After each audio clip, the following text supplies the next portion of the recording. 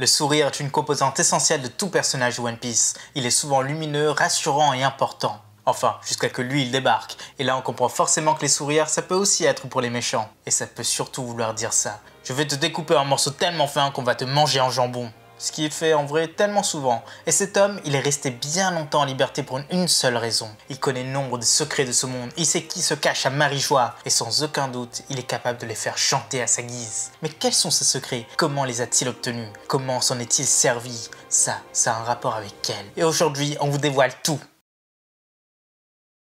Hello les accros de One Piece, c'est Silver et Copper, bienvenue sur Raftalil, la chaîne dédiée à tout l'univers de One Piece. Alors cette théorie, c'est une théorie bien particulière, il faut la considérer comme sortant de l'ordinaire, voire assez loufoque. Mais comme d'habitude, elle sera toujours basée sur des faits et des preuves. Bien sûr, on vous laisse découvrir tout ça. Et n'oubliez pas d'aller faire un tour sur Instagram pour nous soutenir dans ce nouveau projet. La maquette de la semaine prochaine sera grandiose. Et pour les maquettes des semaines suivantes, eh bien ce sera à vous de décider quelle figurine on devra choisir. Mais place à la vidéo, allez, c'est parti! Le monstre. Avant de commencer cette théorie, il y a quelques petites infos que vous devez absolument connaître sur le sujet. Tout d'abord, Doflamingo est né comme dragon céleste. Comme tous ceux de cette lignée, il vivait dans l'insouciance d'une vie très opulente. Le monde leur appartenait dans tous les sens du terme, les esclaves étaient légion, tous leurs besoins étaient comblés de A à Z. Et le pauvre, il a juste eu le temps de profiter de ces moments, avant la grande décision de son père, le départ de ses parents pour vivre parmi les gens normaux. Bien sûr, ils ne pouvaient pas faire ça seuls, ils ont donc ramené leurs 2 enfants avec eux, et leurs privilèges furent effacés dès qu'ils quittèrent Marijois. Très vite, le grondement de la vengeance se fit entendre. Toutes les familles endeuillées par le mauvais traitement des dragons célestes se mirent à les pourchasser et à les martyriser, poussant la famille dans leur dernier retranchement. Leur mère rendit même l'âme, et les 3 survivants furent torturés. Doffy, fou de rage, réussit à tous les sauver, mais en guise de représailles envers celui qui, selon lui, était la source de tous ses problèmes, il se procura un fruit du démon et un pistolet auprès de Trebol, et il logea une balle dans la tête de son père. Puis il trancha la tête du cadavre et la ramena à Marijois. Mais cette pression n'était pas suffisante et il fut une nouvelle fois rejeté. Les seuls qui l'acceptèrent, c'était le gang de Trebol, celle qui forcément allait devenir la Don Quichotte Family.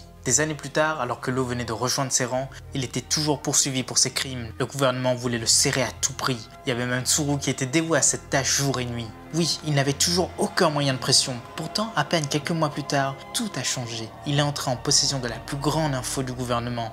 Il a réussi à les faire chanter et même à arracher le titre de Shichibukai. Et là, on est d'accord, il n'aurait jamais pu le faire seul. Il n'aurait jamais pu entrer dans Marijois pour prendre les infos et repartir tranquillement. Même Fisher Tiger n'a rien vu de secret en allant sur place. Mais alors, forcément, l'info viendrait de l'extérieur. De quelqu'un qui n'a pas entendu quelque chose, mais qui a été témoin des actes d'Im Sama. Et ces 2 personnes, ce sont Sugar et sa sœur, Monet. Le temps. Au-delà de Redline, sur la route de tous les périls, il existe un petit pays renfermé sur lui-même. C'est Wano. Tous les habitants y ont vécu heureux et dans l'insouciance du monde extérieur durant des années. Mais un jour, l'héritier du trône décida de quitter cette île. Et forcément, il réussit. Son nom, c'était Oden Kozuki. Et dès ses premiers pas en dehors de cette île, il a rencontré son destin. Une jeune fille en détresse perdue dans ce monde et dans le temps. Toki Kozuki. Et oui, cette fille aux cheveux si particuliers a fui le siècle oublié pour le futur. Pour le moment où le gouvernement tomberait. Mais en vrai, elle s'est ratée. Elle est arrivée 20 ans plus tôt. Enfin, selon elle, non, car il est arrivé exactement où son destin l'avait mené, près de l'amour de sa vie. Oh mince, on a commencé une autre vidéo théorie sans même s'en rendre compte. Mais non, bien sûr, c'est une blague. Mais vous vous demandez forcément pourquoi on parle de ça. Alors demandez-vous plutôt une chose. Toki, elle en savait pas mal sur son feu du démon. Pour quelqu'un qui ne l'avait utilisé qu'une fois, elle a su qu'elle pouvait envoyer un grand nombre de personnes dans le futur. Pour nous, elle l'avait forcément déjà testé et elle n'est pas venue seule dans le présent. Et c'est là que les choses deviennent intéressantes. Elle était accompagnée. Et ces 2 personnes, c'était Sugar et Monet. Bon là, avant de nous traiter de fous en commentaire, restez plutôt jusqu'à la fin. La famille. Si on regarde les faits, Sugar et Monet sont 2 personnes bien singulières dans la Don Quichotte Family. Tout d'abord, ce sont les 2 seules qui n'étaient pas présentes lors du flashback de Law, mais elles étaient là lors de la prise de Dressrosa. En vrai, elles sont arrivées bien après la plupart des membres de cette famille. Mais surtout, Doffy a toujours eu du mal à faire confiance aux nouveaux venus. Bellamy n'a jamais pu rentrer dans cette famille, et même si Violette y avait été admise, c'était pour qu'on la surveille un peu mieux. Deuxièmement, elles n'ont pas de passé dévoilé, mais alors rien du tout. En aucun cas on connaît leur origine, et leur vive carte ne donne qu'une seule information, et elle est très nébuleuse. Troisièmement, l'info de la vive carte sur ces 2 sœurs est la suivante. Ils étaient face à un grand danger et Dofi les a sauvés. Quatrièmement, elles ont voué leur vie à Dofi. La plus grande Monet s'est isolée à Punkazar. Elle s'est transformée en harpie et elle a fini par sacrifier sa vie sur les lieux. C'est quand même très fort comme symbole. Le seul autre à avoir fait ça, c'est Vergo. La seconde, Sugar, quant à elle, a accepté de manger le pire des fruits du démon, le Obi Obi no Mi. Oui, en fait, c'est un fruit très puissant, mais quand même, en échange, l'utilisateur ne vieillit pas du tout. Et Sugar était enfant, ce qui est pas top. Et en plus, elle ne peut toucher personne. Faut vraiment le vouloir pour le manger, ça. Et enfin, cinquièmement, c'est après les avoir rencontrés que Dofi a attaqué le navire qui transportait les tribus célestes. Et c'est là qu'il est devenu Shishibukai. Si on prend toutes ces informations et qu'on les mélange bien, eh bien ça devient très clair. Première affirmation, c'est grâce à ces deux-là que Dofi est devenu Shishibukai. Par extension, qu'il a eu les infos qui lui ont permis de faire chanter le gouvernement. Deuxième affirmation, ces deux-là en savent vraiment beaucoup. Et un jour, leur flashback aura de l'importance. Et c'est là que commence le cœur de cette théorie. Les messagers. Et là, il y a deux possibilités, et une est bien meilleure que les autres. La première, c'est que Sugar et Monet étaient deux esclaves des dragons célestes. Et à Marie-Joie, ils sont tombés sur les secrets des lieux par hasard. Et lors de la grande évasion orchestrée par Fisher Tiger, ils se sont enfuis et se sont retrouvés dans le Nouveau Monde recherchés par les chasseurs d'esclaves. C'est là que Dofi les aurait retrouvés et on aurait appris bien plus sur le gouvernement. Et comme ça, il a pu s'approcher de son but. Considérés comme leur sauveur, les deux filles ne le lâcheront plus jamais. Et elles iront même jusqu'à lui confier leur vie. Mais là, il y a beaucoup trop de points assez incohérents pour nous. S'il était si facile pour des esclaves de voir Im-sama et d'autres secrets, Marie-Joie serait une vraie passoire. Et puis ces deux anciennes esclaves ne confieraient jamais leur vie à un ancien dragon céleste. Alors à notre avis, il faut plutôt penser à autre chose, une chose bien plus folle et incroyable. Il y a plus de 700 ans de cela, l'ensemble des royaumes antiques traversait une crise sans précédent. L'ennemi venait de l'extérieur et il gagnait du terrain petit à petit. Et pire, à leur tête, un mal prenait de plus en plus d'envergure. Cet homme se nommait Im-sama. Très vite, le monde avait appris qu'il était devenu immortel grâce à un fruit du démon, le Ope Ope no Mi, et il prit définitivement le dessus sur l'ensemble des peuples. La guerre était finie. Joy Boy, le défenseur, avait totalement perdu. Alors une autre nouvelle parvient aux habitants. Im-sama allait faire un acte bien plus dévastateur. Il voulait utiliser un fruit du démon pour effacer la mémoire de tous les habitants de ce monde.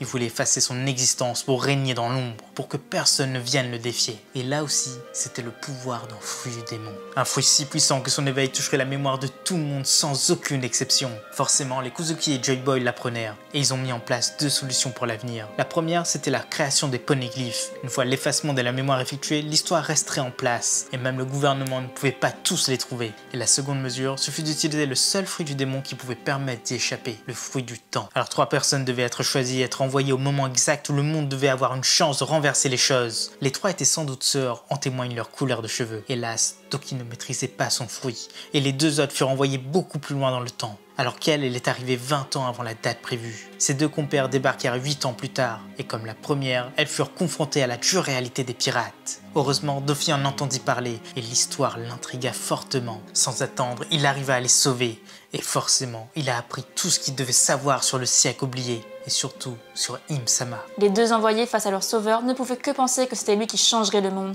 que c'était lui qui mettrait un terme au gouvernement. Et elles lui donnèrent tout, elles lui apprirent les événements du passé. Et voilà pourquoi Dofi a tout reproduit. Son plan était enfin en marche. La première étape, c'était de mettre la main sur le Ope Ope no Mi. C'est la recherche de l'immortalité. La seconde étape, c'était le titre de Shishibukai. Ce monstre devait attirer l'attention sur lui pour montrer au gouvernement qu'il en savait bien trop. Du coup, il a attaqué le tribut céleste pour ça. Quand les agents du gouvernement sont arrivés, il a juste eu à les arrêter et à communiquer avec les 5 anciens. Et enfin, il a reproduit l'effacement de mémoire à sa façon. Il trouva un fruit permettant de le faire et l'a donné à Sugar. Voilà le dernier secret de Dofi, celui qu'il garde si précieusement avec lui dans sa cellule d'Impel Down. Ce sont les origines de Sugar et de Monet.